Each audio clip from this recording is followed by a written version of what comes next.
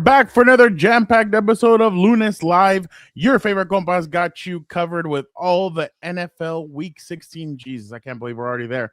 Takeaways.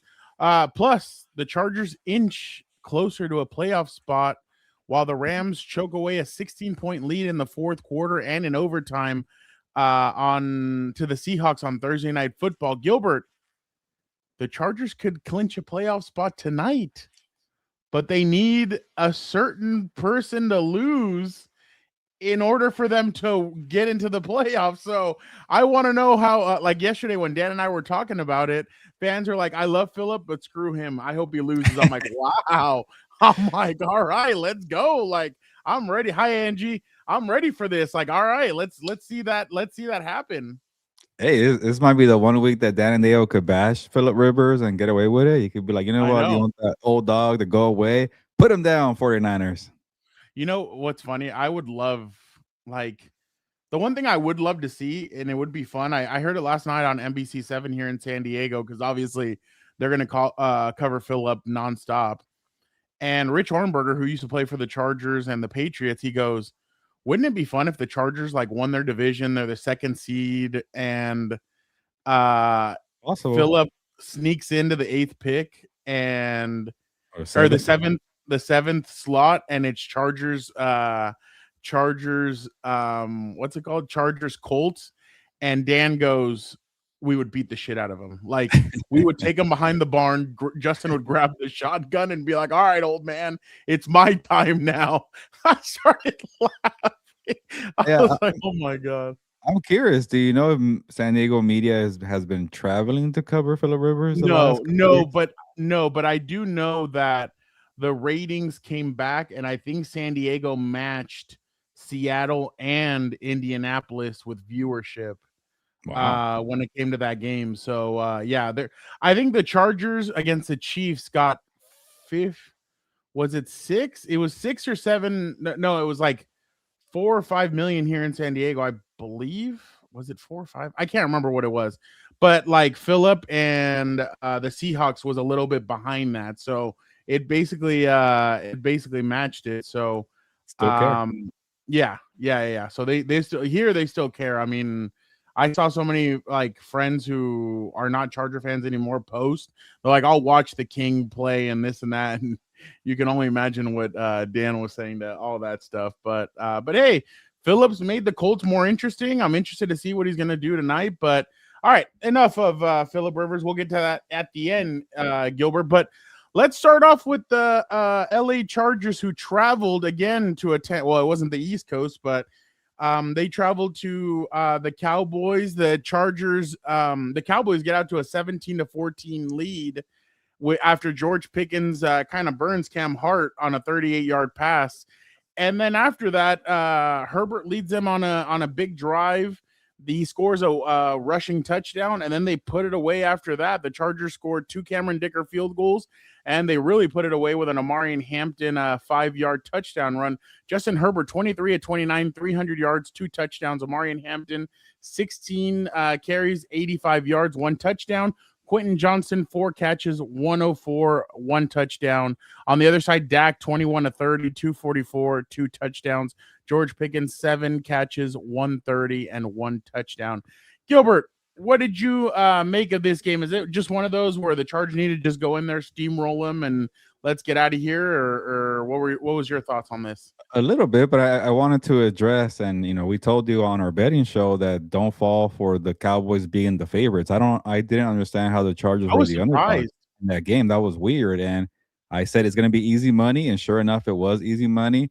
And it even moved up on Friday. It moved up to 2.5.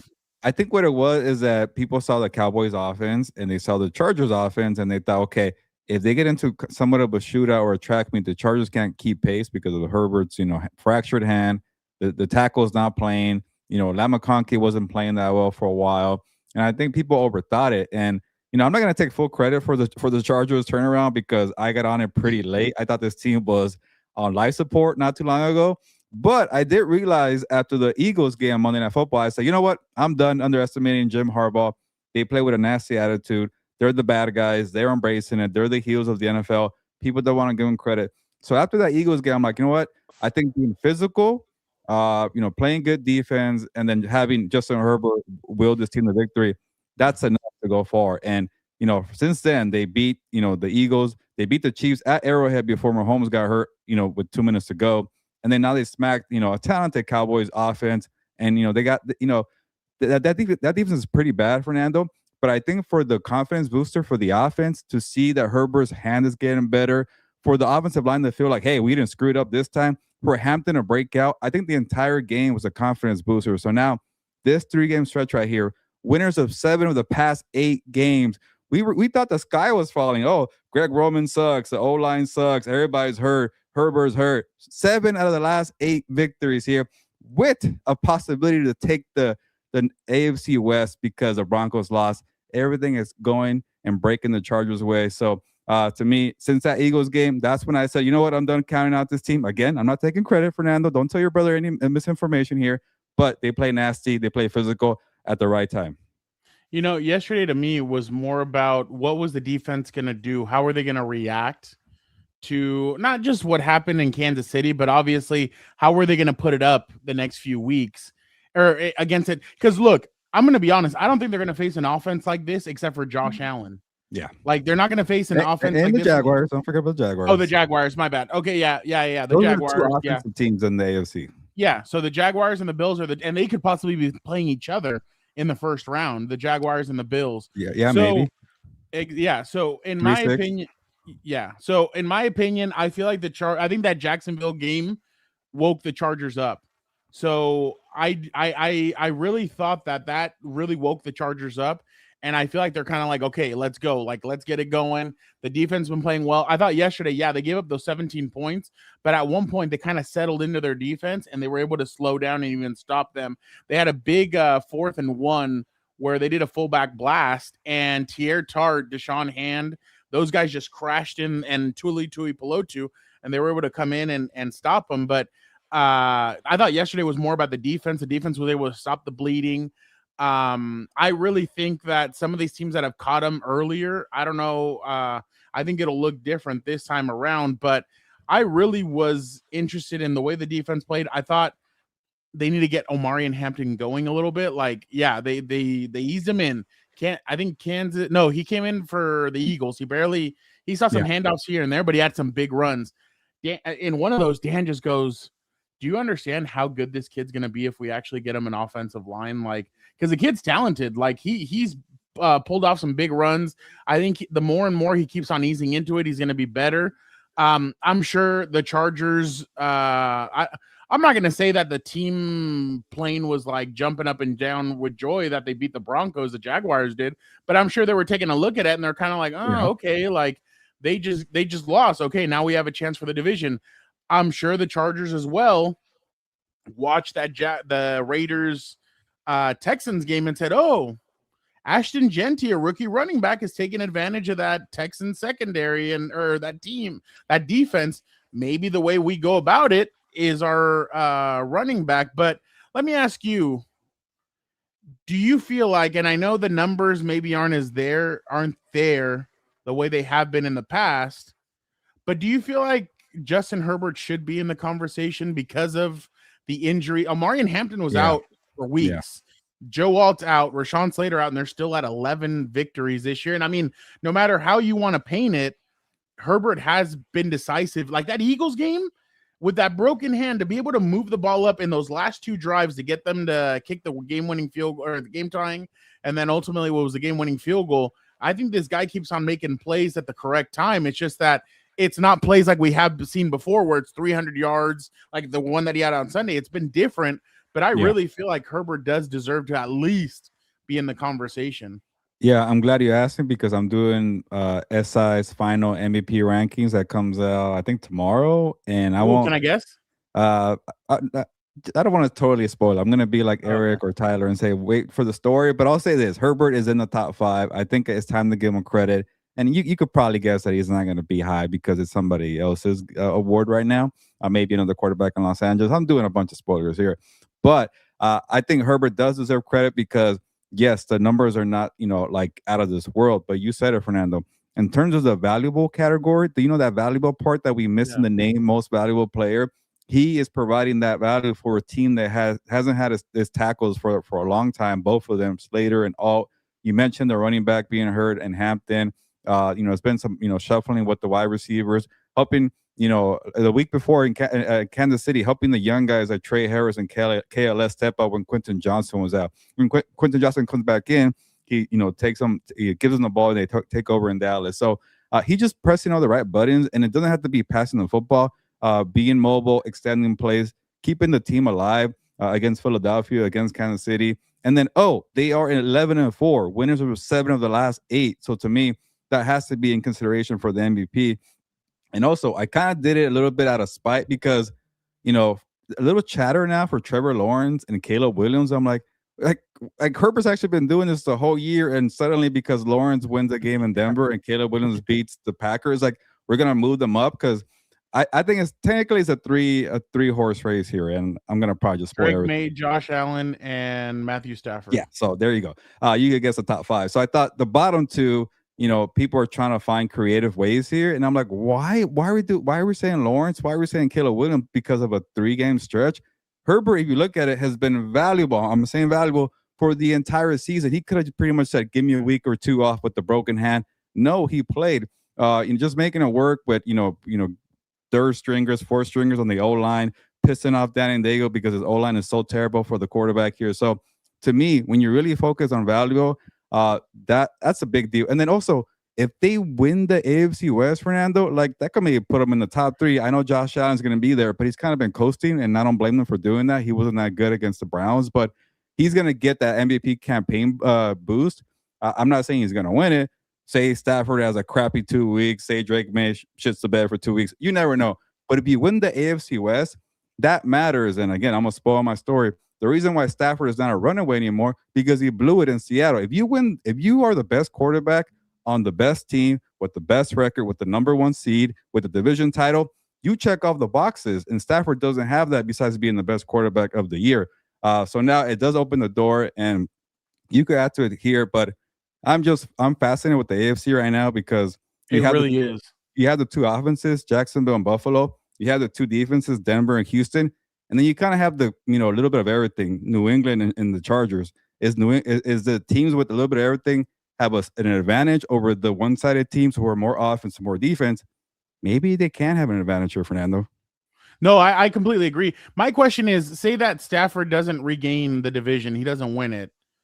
Let's just say Drake May, he finishes the 2nd seed, but let's just say the Chargers, for some reason, Herbert plays out of his mind against Houston and Denver, and they're the number 1 seed. 2 best defenses in the NFL. Does that make him does that, and they have I'll tell you one thing, the one team that maybe could use a 1st-round bye are the Chargers, just to kind of settle it down, kind of get healthy. But then knowing Jim's probably give it to me right off the bat. Let me just New England's not going to lose. I think they're playing the Jets and the Dolphins at home. So I think the best they could do is number 2, and then get the AFC West, which still will count for a lot. After what you just said, they're going to play. You're playing Houston and Denver. Those are the 2 best defenses in the NFL. That's what I'm saying. I wonder what these next 2 weeks are going to be like. I think, by the way, I thought the Denzel Perryman thing was a little strange, the suspension, which I think they're going to reduce it to 1 game. He's going to appeal it. I think, because it's not like he did what DK did, where DK went up and slapped the shit out of a fan. He Where did Fernando go? We just lost him. But yeah, Fernando is correct. DK Metcalf beat up a fan in the stands wearing some kind of blue wig, and I think he got 1 game and lost, some check money or game money. And I honestly didn't even know what Denzel Perryman did until I saw the replay. I'm like, okay. And you could take it away from here, Fernando. But honestly, like I've been saying, the Chargers are becoming the bad boys in the NFL. They're having a reputation for playing a little nasty, a little more feistier, a little bit of a mean edge. Maybe that's on the radar of the NFL right now, because to me, Cowboys fans went at I think they did it because last week it was Tony, this week it's him. I'm sure that's why they did it. And Denzel defended himself on Twitter, and I'm kind of like, dude, it's funny. Now Cowboy fans are going after them, saying that they're cheap shotting. But Gilbert, before that, let's move on to the Rams. But the NFL ranks supporting cast rating, which is the average PFF grades, rushing, receiving, pass blocking, whatever. Number 1, Rams.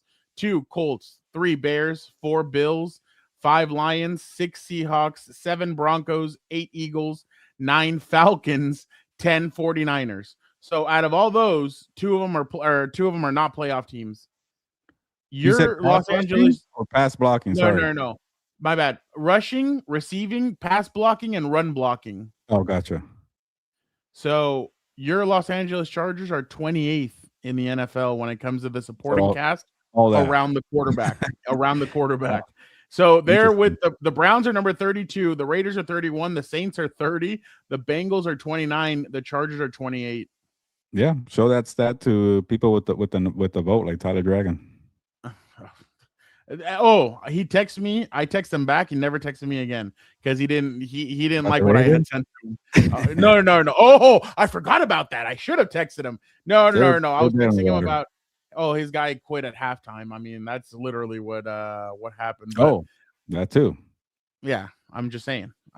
I mean, a guy goes out there with a broken hand, another guy can't go out there if it's not all perfect for him. But I digress. All right. Gilbert, Thursday's game. Damn, man, was that a good game? I had stopped watching when Sam Darnold threw that second pick. I'm like, all right, I'm done. Wow. Then Vic texts in the group chat, oh, wow, the Seahawks needed that. I'm like, am I really going to go back? And then on Twitter, I saw, Shaheed runs back a punt. And I'm like, all right, I'll check it out. And I start watching. I'm like, damn, all right. So obviously, a lot of craziness happened in that game, Gilbert. A 16-point lead going into the fourth quarter. And they turn around. Matthew Stafford actually 29 of 49, 457, 3 touchdowns. Puka Nacua, 12 catches, 225, 2 touchdowns. Don't worry. No inappropriate dances happened when he scored those touchdowns. So don't worry about that. Sam Darnold. I know. Sam Darnold, 22 of 34, 270. 2 touchdowns, 2 picks. Kenneth Walker, 11 carries, 100 yards, 1 touchdown. Jackson Smith and Jigba had 0 catches in the first half. Second half and in overtime, 8 catches, 96 yards, 1 touchdown. Gilbert, I mean, I heard what you had to say. I heard what Vic had to say. I actually, on Friday, I was going out to we're house sitting for the cheese-eating bastard who's out on vacation. So he's like, oh, can you guys look after my dog? So I was driving out there.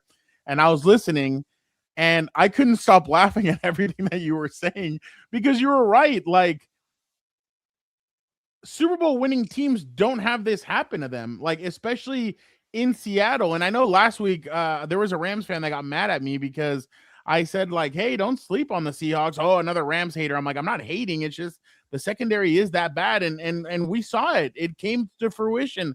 Their secondary was bad. The special teams, and McVay just had to make the first he fired somebody. The special teams coordinator. That was his first in-season firing since he's taken over. I think he's been in the league now for 8 years, something like that. Maybe 9. There you go.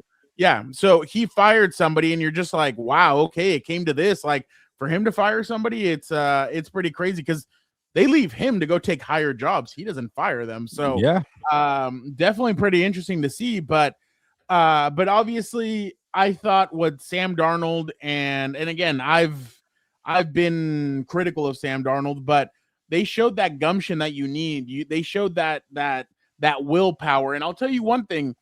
I know a lot of fans make fun of Seattle now, and they're like, oh, it's not what it used to be with the noise and the this and the that.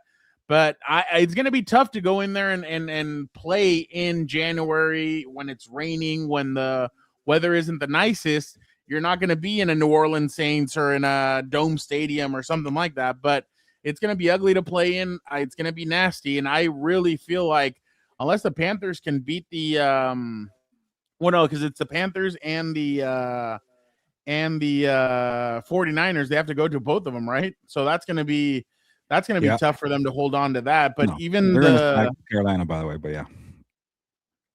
Oh, you think they're going to smack Carolina? They're going to win by 20. Carolina stinks, but yeah. Oh, okay.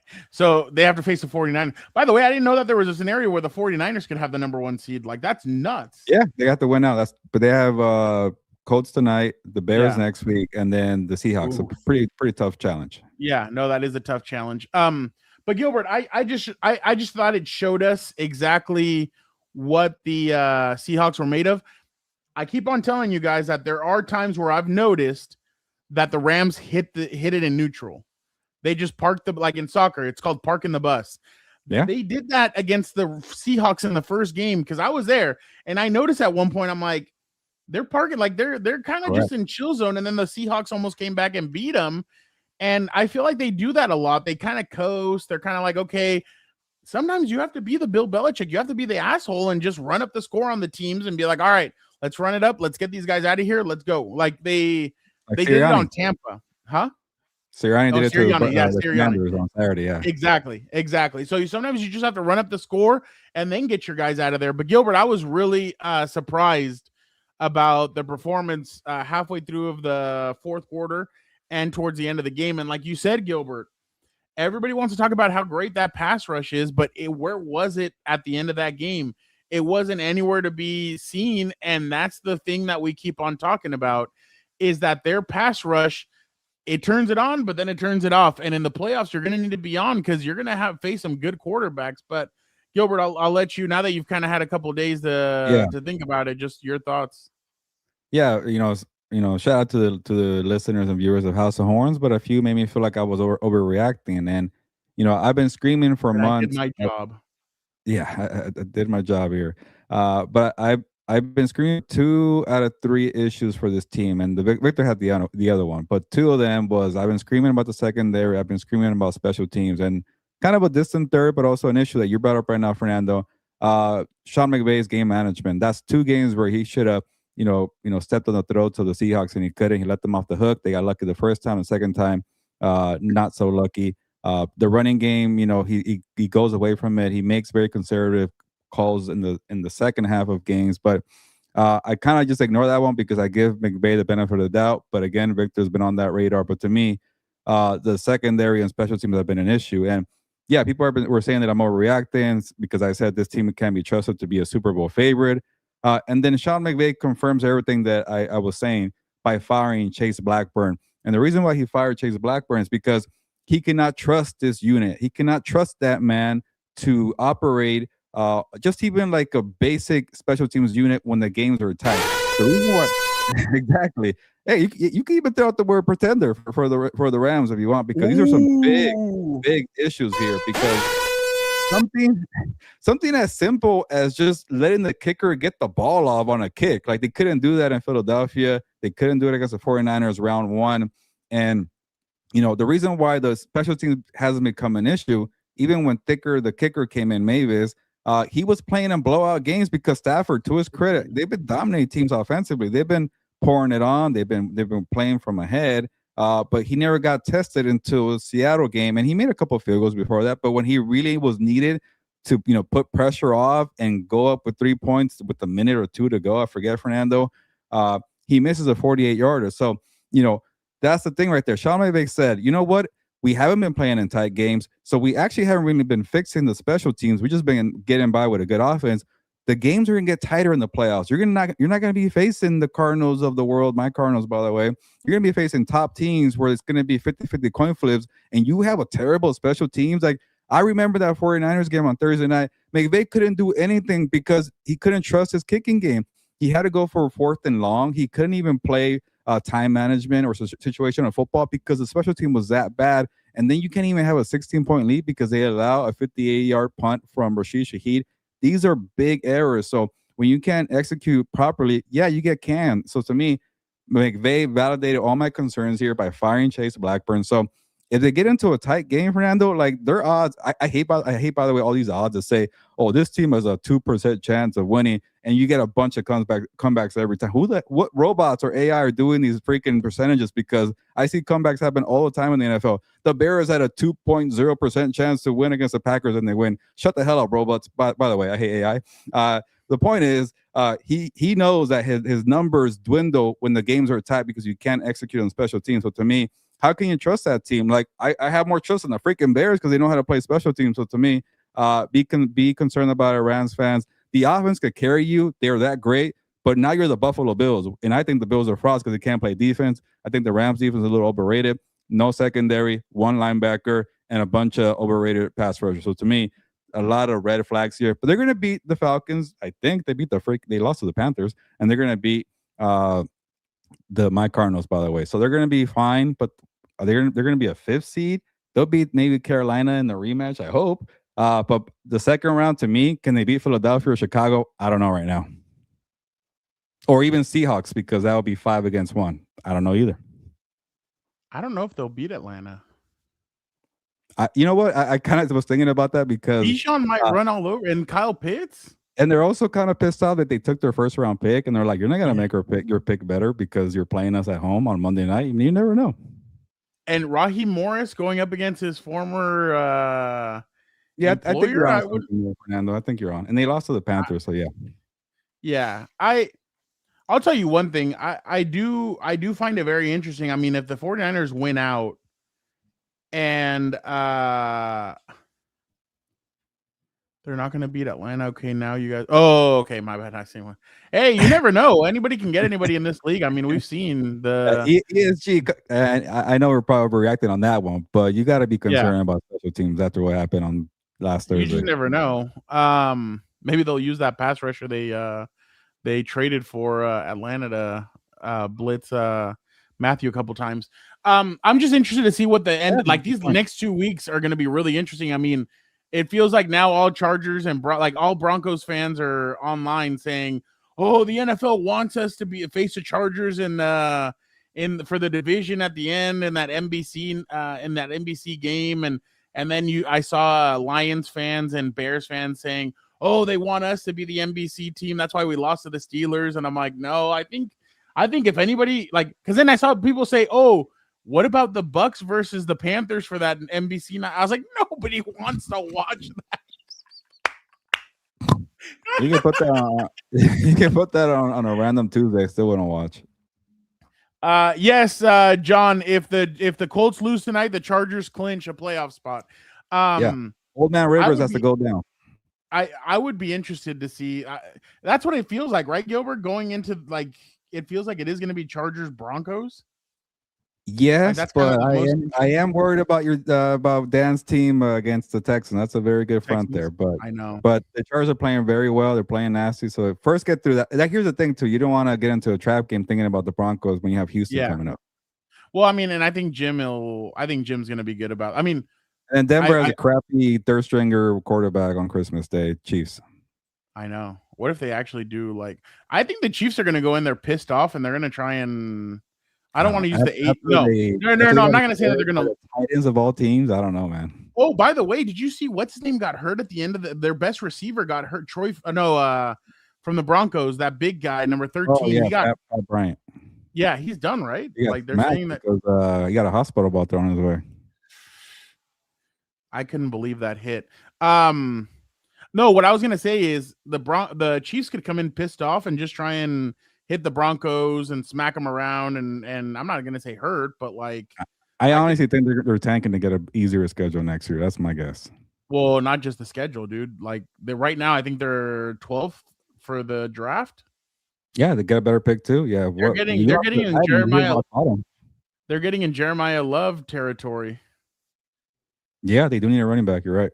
Yeah, so I could definitely. Well, they're gonna have to out Raiders. The Raiders are gonna want to lose that game really bad. They're gonna do that. What game was it? The Chargers against the Chiefs. That final game of the year where the Chargers were trying so hard to lose that game, and they just wouldn't give it to them.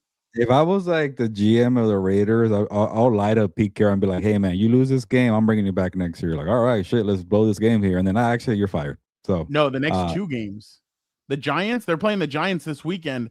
You better lose that damn game against the Giants. I'm telling you that right now. You better not even think about beating the Giants. Those are tricky too. Remember was it Lovie Smith said F you guys when he found out he got fired? So you can't tell Pete Carroll anything. It's like, hey, Pete, we'll talk at the end of the season. We're not giving you any type of hint here about what we're thinking about. So if he thinks he's gonna get fired, he's gonna do everything to win that freaking game.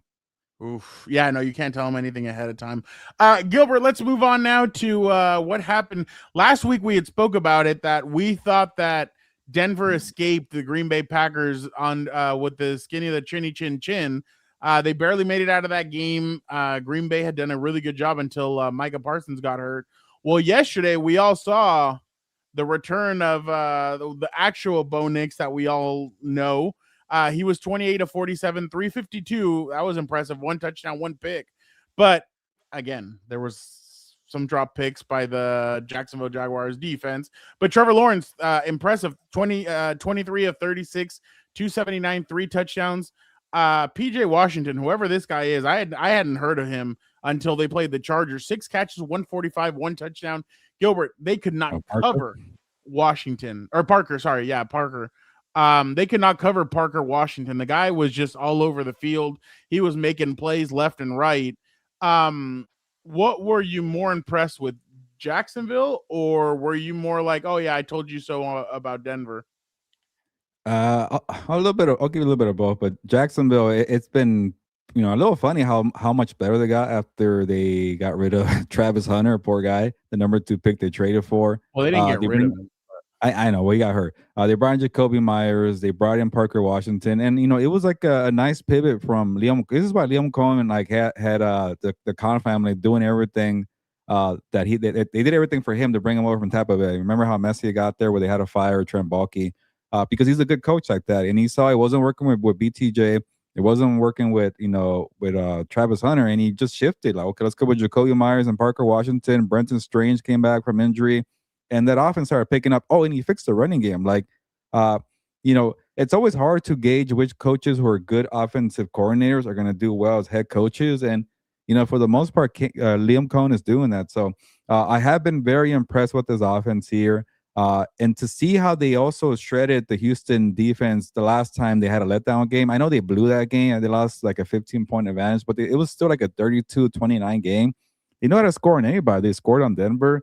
And then the Denver thing, here's the thing, like, you have to have a special defense to get far because you can't trust Bo Nix yet. And, Bo Nix knows how to pad the stats. He knows how to push the ball, but he's too erratic. And you need to have like a landing spot in case he has one of those bad games. And it has to be the defense. And it kind of reminds me of that Giants game where the Broncos defense just, took a nap. I'm like, where's the elite defense here? And I've been talking about this too, Fernando. I don't know if we're ever going to see a no-fly zone defense again, or a Legion of Boom defense again, or the Ravens or the Buccaneers of the early 2000s, because it's all catered to the quarterbacks. But we are seeing a good amount of defenses that are pretty good, not special, but very good. Houston, Denver, Seattle, and before Michael Parsons got hurt, Green Bay.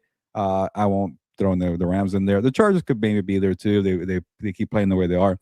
And I'm kind of going all over the place. But to me, it's like, you got to have that special thing there. And I think Houston has a better special thing than Denver. So I kind of give Houston more of a chance in the playoffs. And with Denver, it's like, they're more vicious. I got to see a little more from that defense. I got to also see more consistency from Bo Nix. And I thought we were heading that way after he picked apart the Green Bay defense before Parsons got hurt. So I don't know if I could trust this team. I did give them credit. I like what I've seen from that team from stacking wins, but they can't be trusted. Now, the Jaguars, I could trust them, man. They could score points on any defense. I like what Liam Cohen is doing. I know it's going to be his first playoff game. And then Trevor Lawrence, man, like, people wanted to crap on this guy because he didn't live up to the expectations. And when they brought in a new coach and it wasn't working right away, like, oh, he stinks. I remember the Arizona game, like, 3 weeks ago or 4 weeks ago? Yeah. People wanted to run him out of town. And I said, they're not going to give up on that talent. We hadn't even seen a full season of Cohen and Lawrence. And now that we're getting to the back end of the season, you're seeing it come to fruition. I get it. He carved up the Jets. He carved up the Titans. He carved up the Colts, who were already without Sauce Gardner. But now he did it against the Broncos in a Mile High Stadium with the small mark team, by the way. So he got a lot of points, but still, a 4-game sample is not everything. But he's finally playing the way we expected of him after coming out of Clemson in 2021. Were you surprised by what Sean Payton's known as arrogant? Were you surprised that he decided to take a shot like that? Well, it's funny. I think that fired them up. I think that fired them up more than anything. That's the funny thing. He doesn't even know when he's arrogant. So when you phrase it like that, it's like, yeah, he's being not forceful. It's just who he is. He kind of has a little bit of a smug, I'm better than you, and I walk in better water, or whatever the hell it is. And he did that when he was crapping on that coach from, was it Hackett? Yeah, when he crapped on Hackett in that USA Today interview. Yeah. And he kind of just doesn't care about what he says, and he just speaks his mind, and he loves to talk. I've been to a couple of those pressers, and that's why the national media loves him. He's very inviting, very honest. He likes to ramble sometimes, but then he gets in trouble. And shout out to Liam Cohen for remembering that and then bringing it up in a press conference. Oh, and also His own Cohen got media. pissed off at Robert Saleh earlier this year. Yeah, his own media aren't aren't big fans of the way he is, but I'm sure if we talked to New Orleans fans, they would He is Super Bowl. feel the same way. Yeah, exactly. Um I was impressed with the way Jacksonville was moving the ball. I thought they used a lot of their weapons. I think they would have been even better if Strange didn't keep. Strange had like 4 or 5 drops, so I'm like, Yeah. dude, come on, like you need to make these catches. Like, what are you doing? But I thought they moved the ball very well. I thought they really took it to Denver. They kept on picking on Riley Moss. They kept on picking on all the other cornerbacks not named Patrick Surtain, and they kept on going at those guys, and I was really impressed with that because I feel like to beat Denver, you're gonna need more than one wide receiver to move the ball up and down. That's why I felt like the Chargers did well against them the first game that they played this season, because it wasn't just Keenan Allen or it wasn't just Ladd McConkey. It was those two guys. You had Quentin in there, and they've been able to move the ball well against Denver in the past as well. But that is because of the playmakers that you have. You have to have more than one. If not, they can zero in on you. I saw Broncos fans kind of crapping on Nick Bonito and some of the pass rushers last night. So I was pretty surprised by that because those guys have. I mean, Bonito obviously is one of the better players in the NFL, but I guess some fans aren't very happy with him. I think he's at. Oh, he hasn't had a sack since the Raiders game where he had 2. Yeah. And then he had one against Brian Burns, where like the games are when you really need a stop, he's not there, but then you pad the stats when the games don't matter. Oh shit! Thule passed him up for sacks. Oh really? In sacks? Wow. Thule's at 13. Nick Bonito's at 12.5. That's a lot. Yeah. Yeah. I think Bonito had 13.5 last year. He had 2 against the Raiders 3 weeks ago. He had 1 against the Commanders. He had no sacks against the Chiefs. He had 1.5 against the Raiders, and then he didn't have a sack for 3 games in a row. So that's pretty interesting. Like sacks are good, but like what I care about is when you do it. Like when you need a stop in the fourth quarter. Like too many times, some of these pass rushers, go to sleep. And they have a lot. Like they have Franklin Myers. They have a lot of guys that they have a lot of good pass rushers on that team. They get after the quarterback and they lead the league. But that's Tom's comment there. I live in Colorado. Broncos fans are a bunch of knuckleheads. But again, Denver was able to move the ball at times. They just weren't able to put it in the end zone.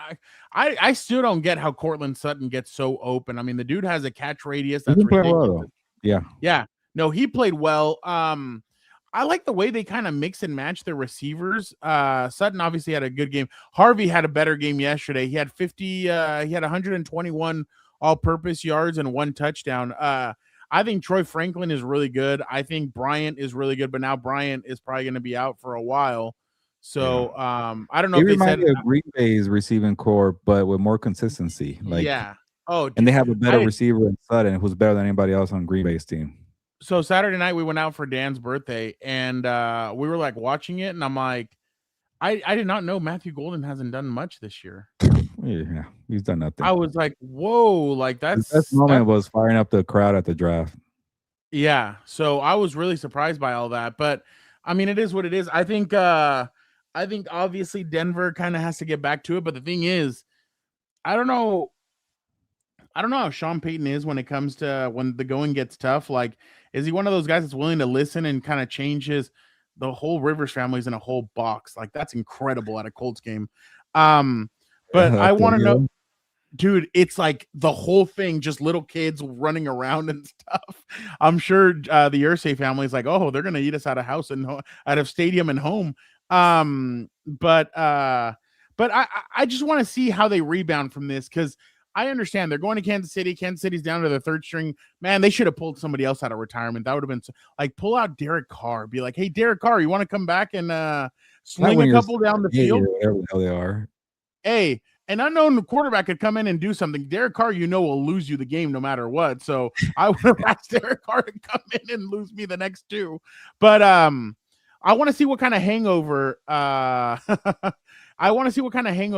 Broncos are going to have after that loss. Because Gilbert, when you play with fire, you're going to get burnt. And it's not like they're the Chiefs that played with fire last year and still got all the way to the Super Bowl.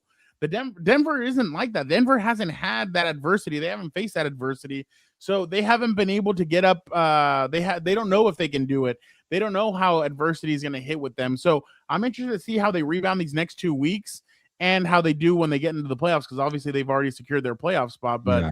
I have a lot of questions about Denver against with the Jacksonville Jaguars. I'm really impressed with them, but I want to see now that Denver got punched in the mouth, how they're going to react. Well, here's the funny thing: like, if Denver somehow gets the number 1 seed, like, and whoever comes out and plays them in the division round, I think I will favor every team against them. Like, I will probably favor Houston, I will favor Buffalo, Chargers, I will favor Jacksonville. The only team I wouldn't favor them against is Pittsburgh, and that's about it. But I don't know. They'll kind of be a weak number 1 if they get it, and they still have to play obviously the Chargers. But maybe that game could be meaningless if things don't go their way Saturday. Well, yeah, the Chargers would need to lose to Houston for that game to basically be meaningless. Man, that's going to be. I'm interested to see what Denver's going to look like, but yeah, that was that. I thought that was a hell of a game, to be honest. I was actually really. Yeah, I thought they were going to come back at some point because they do that in a lot of games, but then Jaguars wouldn't let up, which is what the Rams should have done on Thursday night. Yeah, no, I completely agree. Let's move over quickly to the you know what? I want to talk about this more. The Steelers escaping a win against the Lions. Gilbert, what did you think about the end of the game when it came to that play? Amon-Ra catches it. Well, he pushes off, grabs the ball. He pitches it to Jared Goff. He scores. The whole stadium goes ballistic, and then they're like, "Oh, well, actually, Amon-Ra St. Brown had an offensive pass interference." Just what did you make of that game? I thought that was a huge win for the Steelers, to be honest. But what did you make of that game? Well, the first thing is people like to crap on the officiating, and yes, they've been bad, but this is one of the rare times in a late game call that they got it right. The only thing they screwed up was the explanation where the guy was like, "It's a touchdown, but it doesn't count because it's OPI." Like, it was like a freaking flag on Amon-Ra St. Brown, and then he was the first guy to touch the ball. Like, obviously they're gonna call that. And then he kind of flipped it. I'm not even sure if he hit the ground by the time they gave it to Jared Goff anyway. So that could have been the mistake right there. Like, was it really a touchdown? Regardless, it was OPI. Game over. But honestly, what I want to touch on Fernando and credit to the Steelers for handling business, because I wrote them off. Everybody wrote them off because they don't have enough firepower. And it was funny watching Aaron Rodgers, Mike Tomlin, and Cameron Hayward like walk out, after the victory and just talking crap to the cameras, like, "We're the best. We run things here. 200 effing wins for that guy. That guy's a legend." And somebody said on Twitter, was like, "Oh, they kind of feel like they're DX right now, just talking to the camera and saying suck it and all this. Like, we proved you wrong." And it's like, all right, you guys are better than what I expected, but you're still probably one and done. Slow it down here. But at the same time, Detroit, man, I keep saying, okay, they're not that good. They're not gonna make the playoffs. Sure, Ben Johnson makes a difference, but they still got a lot of firepower. Where the hell was it against the Steelers, this slow-moving team that DK Metcalf is not even interested in? He's going and fighting fans. That, it's such a boring offense. And, he's going to have to fire, what's his name, John Morton. He's going to have to fire Kelvin Shepard, the defensive coordinator. Like, this defense can't stop a nosebleed. And then the offense is like, all right, Gibbs, here's the ball. Do something. And then also, Montgomery, go take a hike. We don't need you anymore. And then it's like, all right, we're down 20. Can you just throw it up to Amon-Ra a couple of times? So it's a very uninspired offense. And yeah, I'll eat crow there. I thought they're going to be fine. They're going to be okay without Ben Johnson. So it's a bad look for Dan Campbell. But hey, let's remember, Dan Campbell also found Ben Johnson when he fired Anthony Lynn, friend of the show, and then he gave a shot to Ben Johnson. He's going to have to find somebody. Like, John Morton is going to be the Anthony Lynn, unfortunately, again. And then find some other guy to take over, because he can't call the plays. He's a CEO guy. He's not a guy who's able to go call plays and then time management, because he wasn't even good with fourth downs this year, by the way. So to me, you got to fire somebody who's capable of handling the workload. So to me, I don't care what they do. They're not going to make the playoffs. The Packers are going to find one victory, a way to win a game the next 2 weeks. So I don't care about Detroit anymore. One of my teams that I was really high on.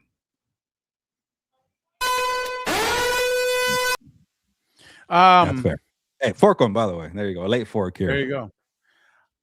I'm just really surprised, Gilbert, that they only ran the ball 12 times, and one of them was Jared Goff for a So tough. why? Jameer I Gibbs guess 7 carries the for 2 line's not yards. good either. You don't trust them. I don't know, but yeah, sorry. No, you're good. To be honest, yesterday was more of the undisciplinedness of the Lions than it was anything else. Yeah. Undisciplined on defense. Because Jared Goff had 34 of 54, 364, 3 touchdowns. But it was on the other side. Kenneth Gainwell getting that touchdown right before halftime. I mean, I think that's what sparked them to win that game yesterday was the fact that Kenneth Gainwell was able to do that. Then you have a 45. Yeah. Wait, what? No, both of them, Warren and Gainwell, lit them up. Oh, that's what I was going to go with next. Then Warren had 2 runs in the fourth quarter of 45 yards, touchdown runs, and he ends up with 143 yards rushing and 2 touchdowns.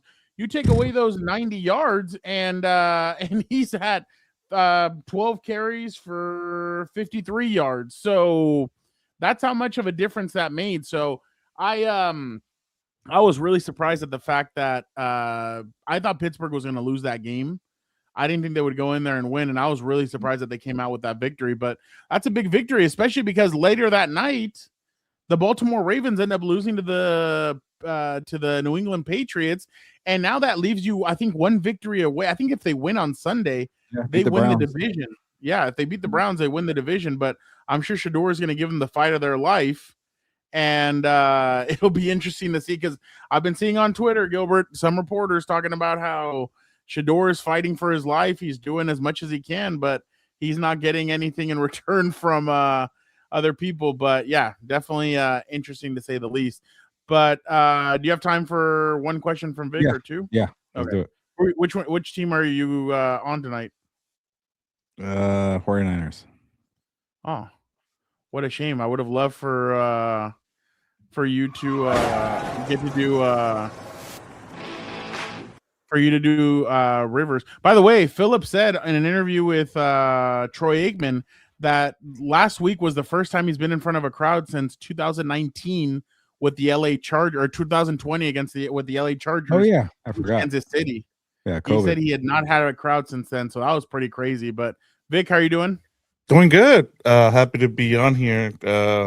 I think tomorrow for our Festivus thing, I think I want to talk about that whole MVP discussion because it's amazing how much the goalpost keeps getting moved, and I kind of want to know about it. But with that said, I can tell you what Dan said yesterday.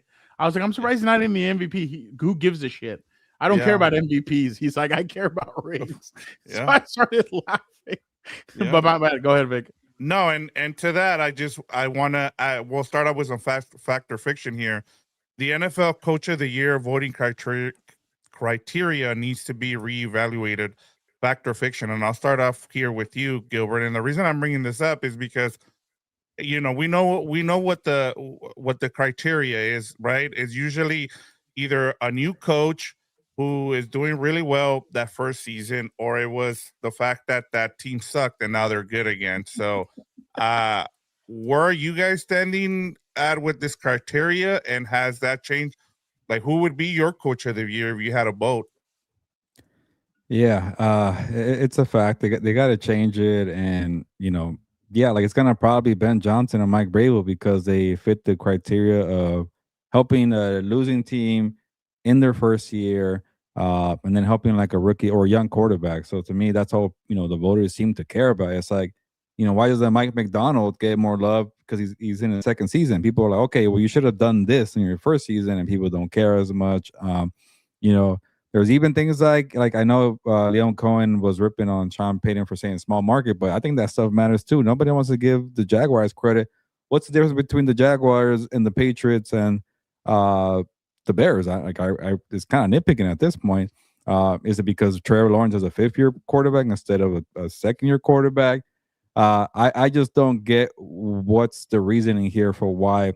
I honestly want to hear a discussion from people who have a vote. Like, why are you going this way? Like, because it's pretty even to me. If you're gonna go with the criteria of first year losing team, helping a quarterback, that's 3 right there. Who's gonna win? And then for a while I thought maybe Sean Payton should get some love, but because of he had to pick up that team from the ashes after the Russell Wilson debacle, and it took him a few years. But he's already been I don't even know if he's ever won a Coach of the Year. Maybe he did in his first year in New Orleans, by the way. So yeah, honestly, I don't even know who will be my Coach of the Year. It's one of those three guys that we're going to go with the same old criteria. But yeah, I want to see Mike McDonald get some love. Kyle Shanahan, this freaking team has a chance to get the number 1 seed, and because he's already been established, nobody gives a crap. Who else is out there that could maybe show some love? No.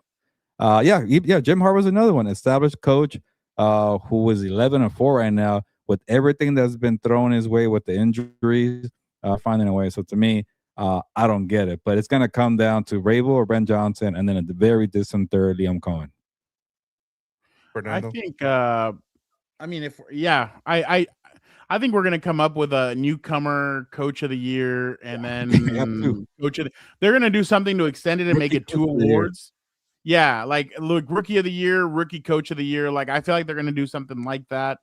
I'm surprised it's not there yet, just because I know people get frustrated that there are certain coaches that have never won Coach of the Year. So I'm sure they want, and again, I'm sure the coaches don't care. It's more about the fan bases. Like I've seen people saying, "Oh, Justin should be in the MVP talk. Jim should be Coach of the Year," but they're not going to get those guys. I mean, I think if for some reason the Colts end up making the playoffs, I think Steichen is going to be thrown into that conversation as well, just because of, especially with Phillip Rivers. By the way, is Phillip Rivers a candidate for Comeback Player of the Year if they end up? Yes, he is third in the betting odds. Oh, if they make the playoffs. They're not gonna. No, make I know.